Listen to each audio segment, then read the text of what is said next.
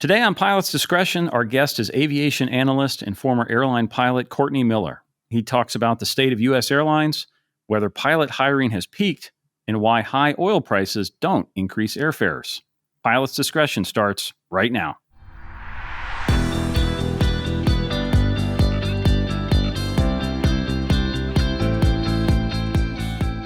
Hello, pilots. I'm John Zimmerman, and thanks for listening to Pilot's Discretion from Sporties. Visit sporties.com/podcast for today's show links and access to our complete archives. And remember to leave us a review in your favorite podcast app so other pilots can find the show. Today, I'm joined by Courtney Miller, who is the founder and managing director at Visual Approach Analytics, a company that provides some refreshingly contrarian research on airlines, aircraft leasing, and pilot hiring, often presented with beautiful graphics that make some complicated topics pretty easy to understand.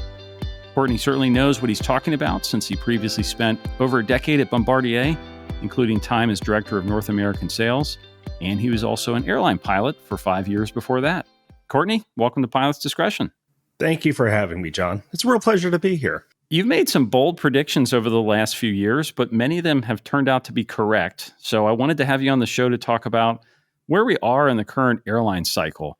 We had the COVID crash, then a fast recovery, probably faster than most expected. But lately feels like the recovery has maybe lost a little bit of steam. You see airfares softening. Some airlines have paused pilot hiring. So what's really happening in the airline world? Where are we? Well, I suppose let's talk about predictions first, especially from my perspective in the industry. It is very difficult to predict accurately. It's a whole lot easier to just remind people only of the times that you were right. So there's a lot of that going on here, right? That's what a good consultant does. But yeah, look, I mean, so I left Bombardier in February of 2020. The date matters. Missed it by a month. Spent quite a bit of time with John Ostrower doing analysis and forecasting for the air current. Started Visual Approach, working with clients. And so it wasn't a month until we were in COVID when the questions were all about the forecast. What's going to happen? The industry blew up. The world blew up.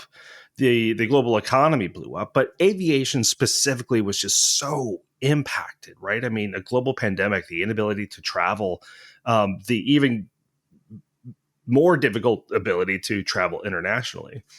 And so looking at the industry as a whole was really difficult at the time.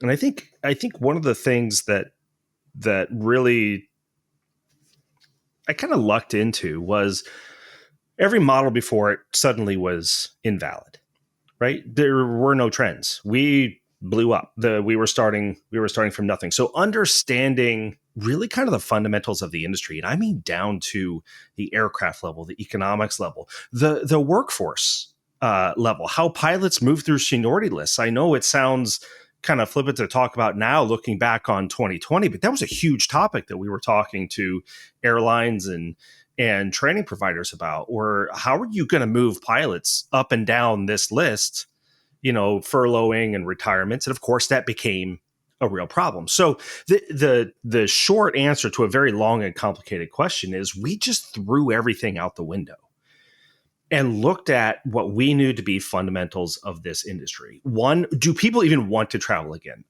Yeah. By the way, that was in question at the time. Sure. Whether or not we ever would travel again during kind of the deep, dark periods of COVID in April and May of 2020. I think that question was asked first in jest, and then we're getting serious. We looked at that and said, look, there's no reason why that wouldn't happen. If we're not going to travel again, we've got worse problems, right? Society tends to not work if we do that. So there are a lot of these situations like this where we were able to just go back to the fundamentals and say, well, do people like to even be around each other?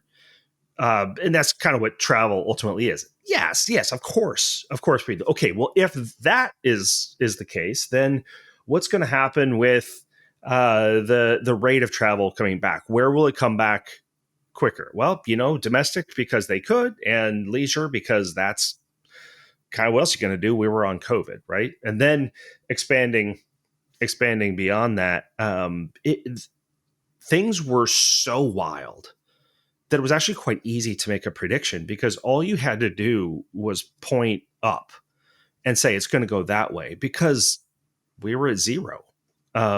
We were at minus 97%. So it's not that it was, not to kind of underspeak the question, but it's not that it was difficult necessarily at the front, because we tend to forget kind of what it was like. But okay, now we're moving through COVID. We're through the recovery. As we're moving through the recovery, we saw the different waves come. We saw suddenly the passenger decide, oh, I want to go travel. I'm going to come back. This is really where we stepped in and said, can you? Right? We were looking at training. We were looking at the seniority list and just the mechanics of the amount of movement through the seniority list that was required. Right? So we often think of downturns as furloughs, right? Which of course was a potential and happened in this case, where pilots move off the bottom of the seniority list. This time, besides all the other things that were just so different and so crazy, we had the CARES Act. A lot of money went to the airlines to protect jobs. And so the airlines did, which I think was prudent at the time, which was they said, well, I'll offer this as early retirement to my senior pilots. A whole whack of them retired. They don't come back, right? You can't just call them back. I mean, you could, they go on the bottom of the seniority list, right? So they're not gonna. So the mechanics of a seniority list, just from a supply side, very quickly, and I mean, like, I think it was May of 2020, became a glaring problem for us, in that just the rate at which the industry is going to have to move through the seniority list. I mean, if you consider that moving between aircraft types takes, ground school, IOE, all that, call it, 4 to 6 weeks at the shortest before you're really a line producing pilot, and then multiply that by kind of the downline impacts of pilots being moved and then moved again. I mean, it wasn't going to happen. So that was one of the early kind of supply chain challenges that we saw as well. Also, look, we saw the same things happening on the factory floors, an impact that's still happening today. So Boeing and Airbus producing aircraft. Of course, Boeing was in the MAX grounding at the time. That was another issue that we kind of looked through the recovery. We know what people wanted to do. We knew what the expectation was. I fly when I want to. There's a seat for me. It's reasonably priced. Yeah, well, what if that's not the case, right? What are the limitations that we're going to hit? Pilots, particularly in the U.S. because of the CARES Act and our own pilot shortage we were kind of going through at the time, even before this, and then just aircraft. And that's before we even talk about all the other supply chain disruptions and labor disruptions and all that. So it's more a function of identifying where things can break, where we think the industry will be waiting on a challenge to be resolved so that it can continue doing what it's doing, which is growing. Then we got through that. Now our attention is on, so we've resolved the supply issues in our various ways of resolving that. Then what happens? Then what happens when suddenly everybody has available the supply that they want to compete with everybody else? And think of airlines and aviation companies just as people with individual personalities. We overdo it. That's what we do, right? We fight for market share. It's a giant competition. It's what we do. So that our attention kind of shifted to that. It was probably about 14, 16 months ago, saying, oh, wait a minute, I think there's a lot of airplanes on the way in the middle of the pilot shortage, in the middle of the aircraft shortage. I think you're about to overdo it. What happens when these become available? And we're seeing these play out at different rates in different regions. So we get a lot of questions about, wait a minute, I thought we were short airplanes, but suddenly the U.S. has too many airplanes. Yeah, I know it's complex, but but both can be true. And as it turns out, both are. So some of my airline pilot friends will probably kill me for asking this, but did we overshoot on pilot pay packages a little bit in 2022 and 2023, right? We had this acute pilot shortage. Pilots, I believe, were underpaid for many, many years. So some of this was more than justified, but sort of like we've overshot on airplanes. Do you think we've overshot on that, or is that just what we need to sustain this industry? Overshoot by whose perspective, right? Look, a pilot union's responsibility is to get what they can negotiate. It's the company's responsibility to be able to pay for that. That being said, you can put yourself in a situation that's unsustainable and know it's going to be there. Get what we can get until it goes away. So do I think there's fault with the pilots for being good negotiators? No. Do I think there's really, I'm talking around the answer is that, yeah, actually we did overshoot.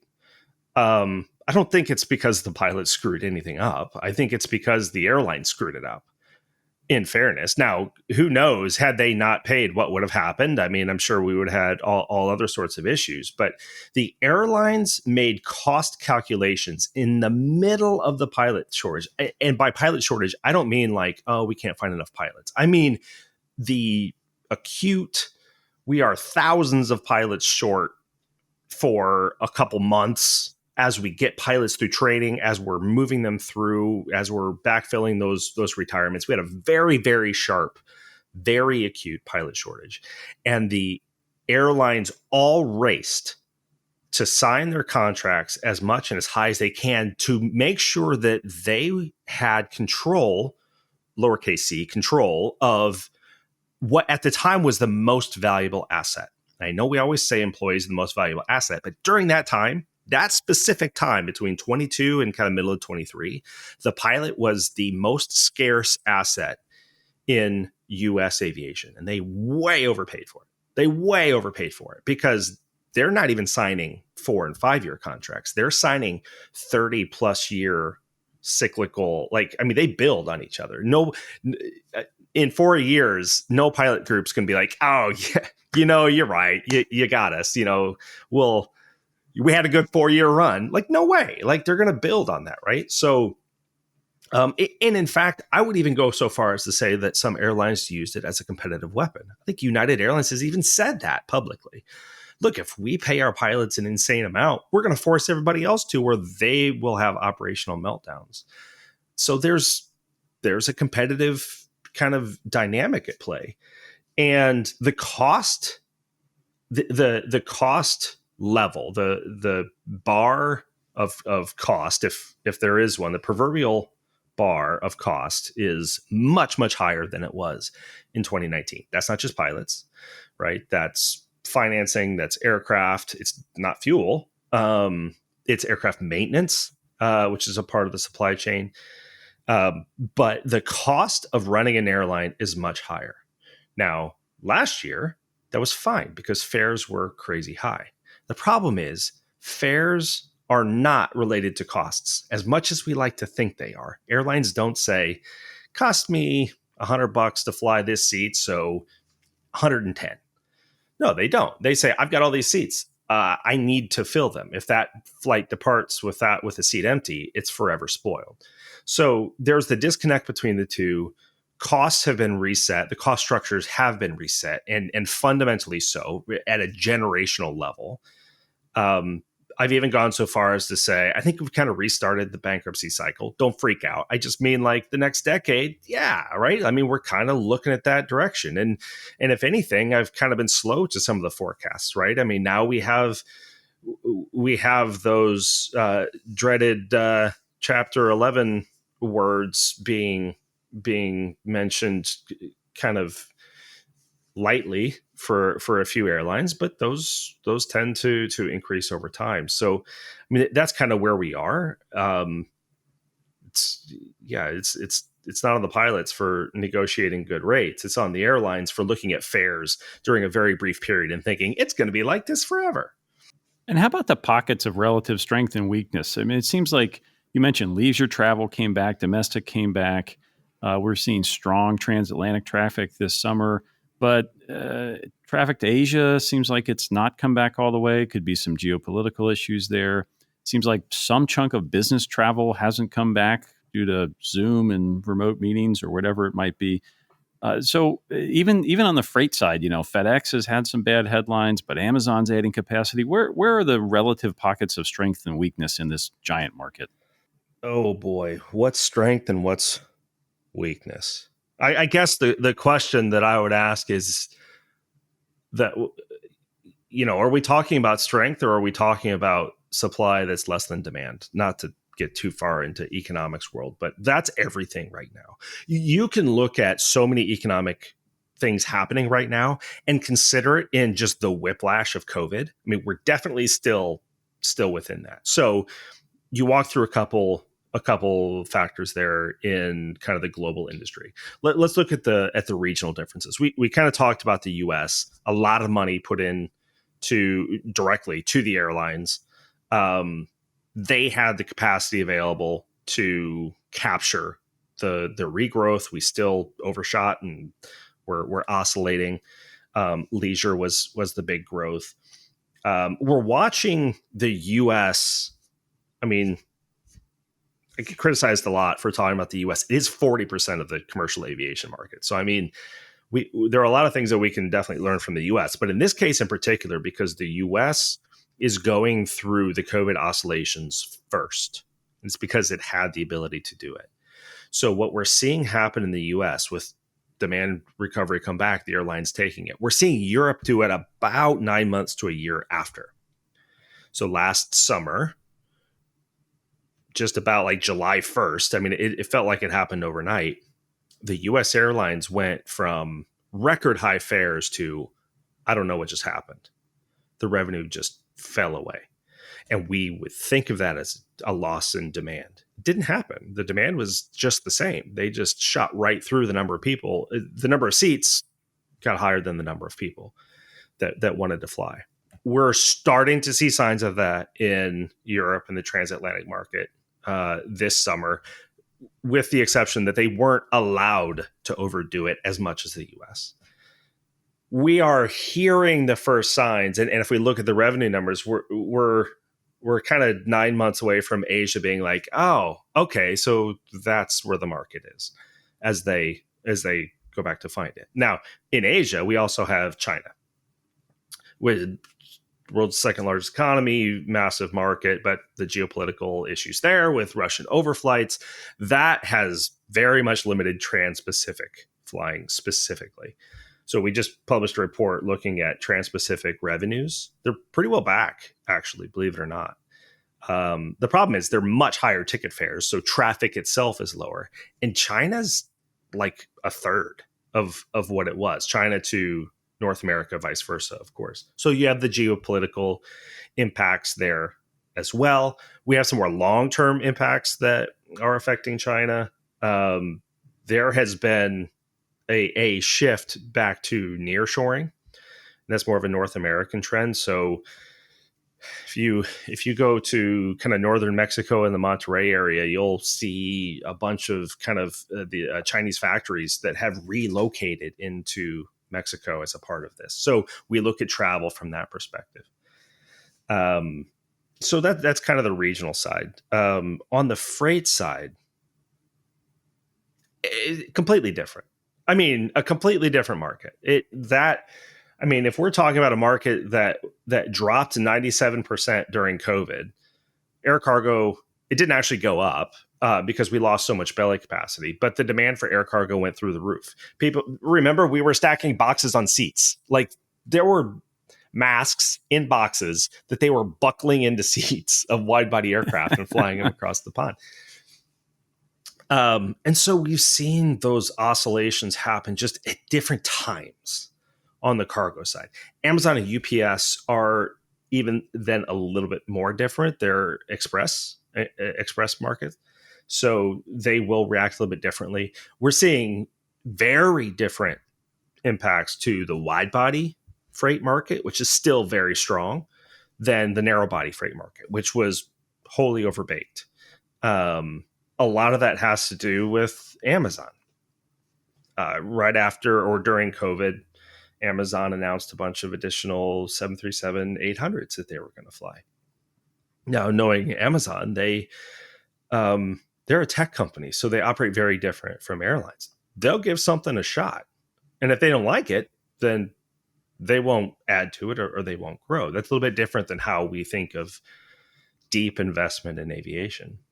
So we saw that with Amazon, where ultimately the attention has shifted away from kind of the narrow body domestic cargo side to moving large shipments internationally from the factories and the warehouses in Asia to the main facilities in the US with Amazon.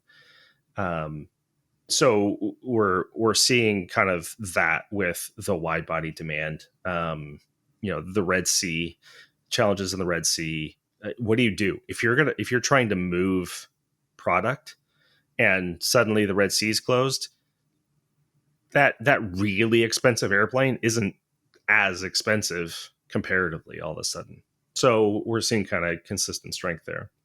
This whole conversation to me just highlights how eclectic and diverse the airline industry is. People, especially not in the aviation world, will talk about the airlines as if it's some, singular entity, but this just shows the differences in how dramatic they are and how much it matters. So, Courtney, let's take a quick break. And when we come back, I'm going to switch and talk about the airframe side of this with Boeing versus Airbus. Earn all your pilot ratings and keep your flying skills sharp with Sporty's Pilot Training Plus. This all-inclusive membership unlocks Sporty's complete library of award-winning video courses so you can learn anywhere you have your phone, tablet, or laptop. For one annual fee, you get access to over $1,500 in courses, a smart investment in your flying career. Plus, enjoy free shipping every day of the year at sporties.com and apply for one of our 3 annual flight training scholarships. Learn more at sporties.com/pilot training. Now, back to Pilot's Discretion. We are back with Courtney Miller, and Courtney, certainly another hot topic over the last few years has been Boeing and its many struggles. Some commentators have even started to make some sort of provocative comparisons between Boeing and Airbus on the topic of safety. But is Boeing actually less safe than Airbus? I mean, should I be worried about what aircraft I'm boarding when I get on my next Delta or United flight? The answer is very short and simple, and it's no. You should not be worried about safety with Boeing aircraft. We looked at the numbers. We pulled all sorts of safety data, and look, there's a lot of confirmation bias out there. We only, when's the last time you read a news headline that said, Pan Am flight 123 took off and landed safely on time. Nobody was hurt. Somebody complained about not enough ice in their drink, like whatever. Right. So we only hear of the bad times. Now, Boeing had some really bad times, right? The 737 MAX crashes were the first time that we've had a grounding. It's the worst grounding that we've ever had for design issues such as this. I think the only other one was the DC-10, if I'm not mistaken, which of course was not nearly as long. So it's not out of thin air for sure. Boeing has their challenges. But look, we've looked at the numbers. Boeing aircraft are just as safe as Airbus aircraft. And I would also add that the real challenge with doing an analysis like that is the numbers are so tiny. I mean, aviation is so ridiculously safe that even if there is a difference, which by the way, there was none. In some years it was slightly higher Boeing, in other years it was slightly higher Airbus, or you pick your OEM. Aviation is so ridiculously safe that the comparison is really meaningless. Now, some people have faulted this kind of sclerotic duopoly setup in the market as that's part of the problem is Boeing and Airbus just have the worldwide market locked up. And so they don't have that competitive pressure, which may or may not be correct. But putting that aside, what are the chances that there's real competition there? Embraer's had some success, some setbacks. China with Comac is, trying to make a run at this market. What do you think the chances are over the next 5 or 10 years we actually have a legitimate third competitor in this market? I'm biased. I just came out of that. Most likely, the company voted most likely to be the third competitor that ended up not being it at Bombardier with the C Series at the time. So, look, I've seen the challenges firsthand, and it is purely a challenge of scale in economies. That's why the duopoly exists as it is, right? It is, look, fleet commonality is a term that is underappreciated in just how much of the same airplane these airlines are incentivized to buy. And I don't mean like they're giving cash incentives. I mean, the same maintenance, training, just the scale of parts. So fleet commonality is such a powerful component in its own right. And then we just get the heft of the OEMs that is massive in the scale, and then effectively government backing, and they like to argue about who has more. It doesn't matter; they both have a lot. So the question then, well, who can? I think China can. And I'm not saying that they have I'm not saying the 919 is necessarily of the quality to challenge Boeing and Airbus globally, but China is the world's second largest economy, and they're a market big enough for themselves, right? China could just dictate, yeah, you're going to buy this airplane. As long as we figure out how to build them, you're going to take them. So that could put us probably the closest to what we would consider a challenge to that duopoly. Even though it's not like you'll go to Cincinnati Airport and choose between an A320, a 737, and a 919. That's probably not how this duopoly is going to be challenged. But if you look at the OEM forecasts, and if you really want to understand how a C919 only built in China and very China-friendly countries would impact the market, look at these OEM forecasts and how much China is built into that long-term growth. So it's very impactful. That's not to underplay the impact and quality of Embraer. They don't have the heft, and it takes decades to build that up, right? So they have the capabilities, but it takes so long to produce the heft to be truly in that duopoly, or so much money that China can just dump into their program, that it's probably not the next program, but the program after that, if this one's really successful, that would see kind of that challenge. I'm just old enough to have grown up flying airlines when there were lots of different models. I remember trips on the L1011 and DC-9, and there was definitely more than just Boeing and Airbus. And occasionally I'll get wistful and think, we really lost something when we lost all that interesting color. But we've got to balance that against the incredible efficiency and safety that we now have with that fleet commonality that you mentioned, and standardized training and more efficient maintenance. And so I think when sometimes people think about, boy, I wish we had 6 or 7 OEMs making airliners, there is a cost to having that amount of variety out there in the marketplace. Listen, you can still get that variety. It's called Delta Airlines, right? They've got at least one of everything. Yep. But just to put it in the context of pilots again, because this is a great way to illustrate the impact of fleet commonality. Let's say we have a 4 aircraft fleet, and so that means that we have 4 different types of captains, and we have 4 different types of first officers, right? In a single base. We'll just call it a single base. So you have 8 positions that you can hold at this airline, and it is seniority based. The senior captain is going to be on the highest paid top equipment, just based on a natural seniority list. He or she retires. Then what happens in kind of the natural world? Well, the person in the second highest paying, everybody moves up one position. There was one training event from second highest paid airplane to highest paid airplane for a captain. That trickles down. So you have three captain training events for captains who had moved to the higher paying aircraft. You have one upgrade training event from the senior first officer who went to the bottom paying captain position. You have two transition first officer events, and you have one new hire event. You have 8 training events because one person left, right?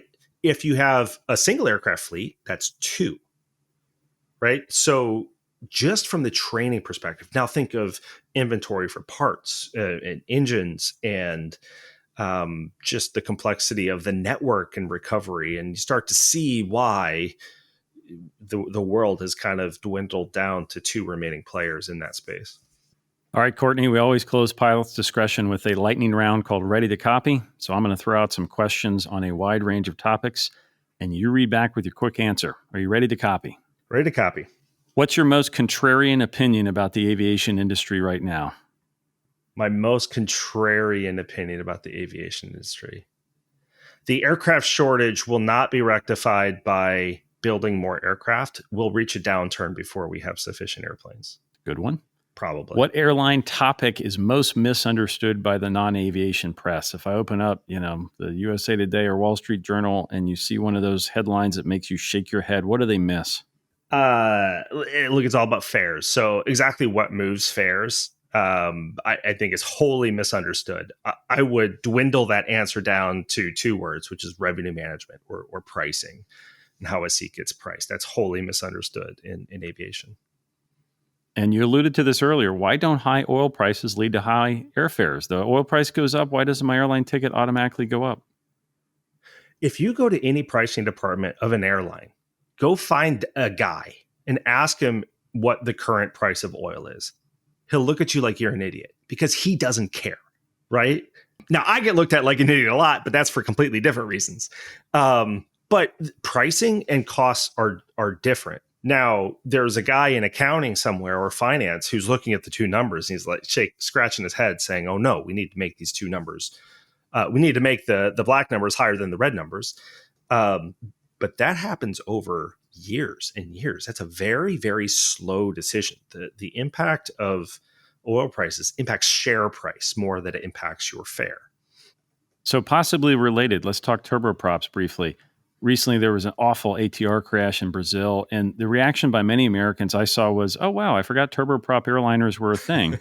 And you wrote it even better in a previous report. You said, quote, the turboprop is the metric system of aviation. Even though it's proven incredibly useful and efficient, the Americans won't use it, which is a great way to say it. So do you think turboprops have an image problem in the U.S.? Will they ever come back? They will come back. They will. So listen, I sold Dash 8 400s for years. I also sold CRJs and C series. So selling jets and turboprops. And the question we would always ask for anybody who would say, well, listen, I'm not going to get on a turboprop. I'm flying on a jet. Cool. Totally get it. It's more comfortable if you're flying that distance. The question is, how much more are you willing to pay to do that? Right? Because that's the only reason we have turboprops. That's the only reason we're not all flying around in single seat supersonic airplanes, because the economics of that doesn't work. So the turboprops exist because they are the most efficient way to move people those distances. And efficiency means lower ticket prices. In the end, over that long term, not to contradict myself right away.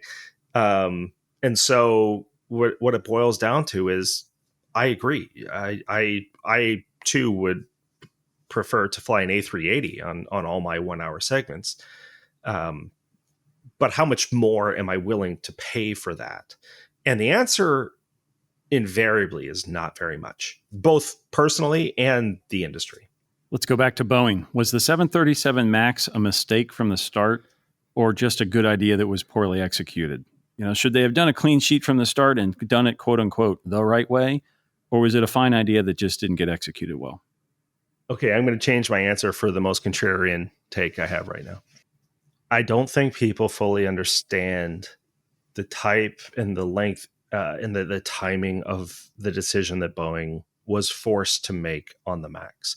I don't see any way they could have gone clean sheet. I think it's very Monday morning quarterback in 2018 and prior to be like, they should have done a clean sheet. What were they thinking? Everything at the time, and knowing what Boeing knew at the time, and what they were facing on the 787, what they were facing coming down the pike from the Neo, from the C series, which at Frontier kind of kicked off the Neo. Knowing what Boeing knew, I absolutely would have made that decision to go ahead with the MAX, because that existed on paper somewhere. You have an amazing engineering team. Those engineers came to you with this re-engine, just like Airbus was doing, on a piece of paper and said, we can do this. And you know what? They could have. Then they screwed it up after that, right? So I absolutely would have done the same thing. I think it's a bit revisionist history to suggest that they would have done clean sheet. There was no trigger for them ever to actually do that. All right, prediction time. Let me see if I can pin you down on a couple here. Oh. In 3 or 4 years, will Delta still own Wheels Up, or is that experiment going to be over? They will own it only because the operating certificate will be kept alive in case they want to do something with it. I don't know anything. That just seems like a likely thing to do. Over the next 3 to 5 years, will any airline be running regular eVTOL flights to connect to hub airports? You see some of these sketches of, I'm going to catch my quadcopter from Manhattan and take it right to my United flight. Is that going to happen over the next 5 years, or is that still science fiction? Okay, listen, what is it's going to happen mean? Somebody will pay some amount of money and will fly an eVTOL between Manhattan and Newark. And the news cameras will be all over it. And everybody will say the eVTOL era has arrived and nobody will do it again.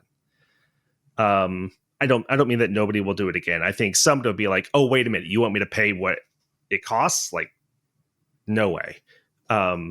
So it's entirely possible. Look, we know these eVTOLs can work. They fly today, right? That's not the challenge. They're not economical based on the assumptions that were put forward. So will we see people flying in eVTOLs over the next 5 years? Good over under? Probably. Will it be disruptive by any stretch of the word disruptive? Not a chance. I don't see. Like, I think so Alan Head from the Air Current put it to me one time, and she's the genius of all eVTOL and that technology. She said, look, at some point, being successful in eVTOL means getting above the traffic. But if you're successful in eVTOL, you are the traffic. Like, you're creating your own traffic. So there's a bit of a conundrum there that limits itself. Not to be negative on it, but from a business disruption standpoint, we're decades away. We've had her on the show. She's great. I would recommend that episode for people who want to go down the eVTOL rabbit hole. She's great. All right, underrated versus overrated here. You've been an airline pilot, been a few years, but you're still very connected to the industry. So overall, is the career of being an airline pilot overrated or underrated in 2024? Oh, so I'll give another contrarian response. I think it's dangerously overrated. I mean, it's very overrated. But I think we've made some promises to some young pilots coming in that we may not be able, they may not happen for them, right? As we talked about kind of during the break with the ebbs and flows. Look, seniority lists, you don't upgrade to the left seat of a wide body in 3 years all the time, right? So the expectations are going to be reset. We're absolutely going through that reset right now. So I would say overrated only for that perspective. But I mean, what a great job. I mean, we always used to joke, you become an airline pilot so you can figure out what you want to do when you grow up. Whether that be a training pilot, an administrative pilot, a union rep, real estate agent. I mean, everybody, or just really good at not doing anything. I always envied those people. But what a great career, right? What an absolutely wonderful career. So it's long-term. It's going to be here for a very long time. And if anybody is considering a path into an airline pilot career, take it for sure. But it's not going to be 3-year upgrades to wide bodies. Just be aware. You'll have to work. All right, you work with data a lot. So what's the most common way you see people lie or mislead with data? If I'm looking at a chart or a graph, what should I keep an eye out for to prevent myself from being duped? Ooh, okay. I'll give. So there's two, and they're similar. So a gentleman I worked with at DHL in network planning, when I was leaving DHL, a great mentor of mine, Vince Pucci was his name, is his name. He told me, look, make sure you add your 15% marketing to whatever you're selling on your airplane. And I said, oh, I mean, sure, you don't do that. He goes, no, listen, because he was part of the fleet acquisition team. He said, listen, because if you don't, I know every OEM does it. So if you don't add your 15% buffer, I'm going to take it out. Right. So you gotta do it. Similarly, a trick that gets used is if you say fuel burn, it's 15% lower fuel burn or a 15% fuel burn advantage. Those two things mean very different things. One means if you're burning 100 gallons an hour, it's now 85. The other means if you're burning 85, it's 15% of that. So what's that? Like 12 gallons. So an advantage counts up from the lower number. You can get a bigger percentage, where a reduction is actually what you're looking for. And that's from the top number down. That's something that gets used a lot kind of in those marketing terms. And what's the cardinal sin of making graphs or visualizations? Some people will rant about the y-axis not starting at zero. What's your pet peeve when you see a graph? My pet peeve aligns with the simplest advice I have for everybody, and I give it away free. I probably shouldn't. I should probably charge for it. But it's so simple. My pet peeve is when I look at a graph and I see default Excel fonts and colors.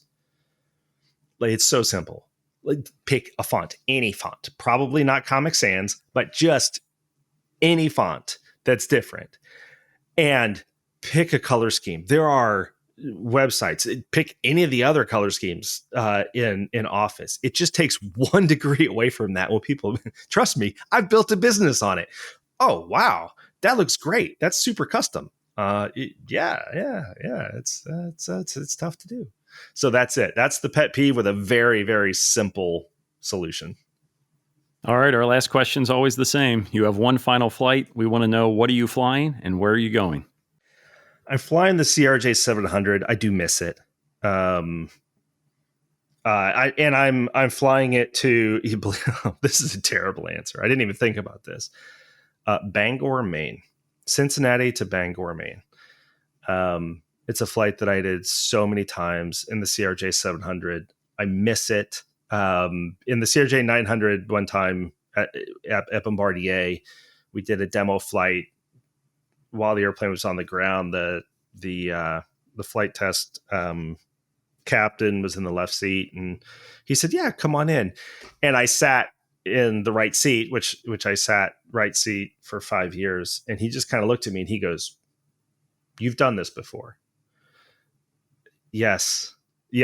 And that you recognize that the memories came flooding back and you're just kind of home again, right? Everything just fits and you just felt like, oh, wow, I'm home. I kind of want to go home again. Preferably in the summer if I'm going to Bangor, though. Courtney, thanks for being on the podcast. Thanks for having me, John.